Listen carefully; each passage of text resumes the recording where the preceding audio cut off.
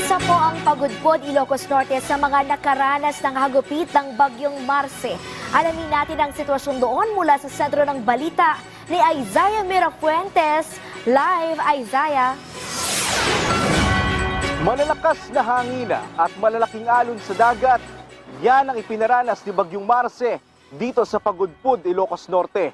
Isa sa pinakamalakas na bagyo. Ganito kung ituring ng mga residente ng Pagudpod, Ilocos Norte ang dumaan si Bagyong Marce. Nagliliparang mga bubong, ganyan daw ang naging eksena habang humahagupit ang bagyo sa kanilang lugar. Talagang malakas ang bagyo dito, lalo na sa yung hangin. Halos lahat ng bahay, nasira yung mga bubong.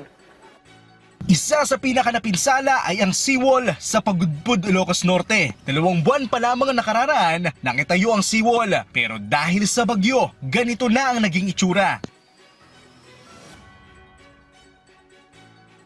Maging ang covered court ng barangay ay hindi rin pinalagpas ng bagyo.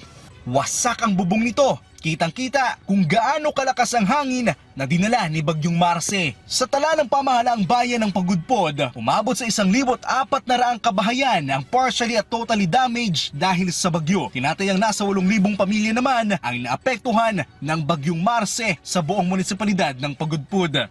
Base sa latest validation ay sinagawa ng Pagudpod LGU, nasa 100 milyong piso ang kabuuang halaga ng pinsala sa kanilang munisipalidad. Naghahanda naman ang mga residente sa pagdating ng Bagyong Nika. Dahil Northern Luzon na naman ang posibleng tamaan nito, itinali na nila ang kanilang mga bubong para masigurong hindi naliliparin ng hangin.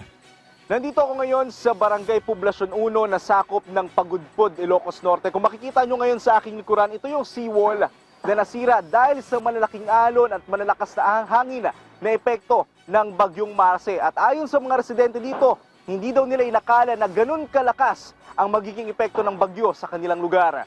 At yan muna ang latest mula dito sa Ilocos Norte. Balik muna sa studio. Maraming salamat, Isaiah Mirafuentes.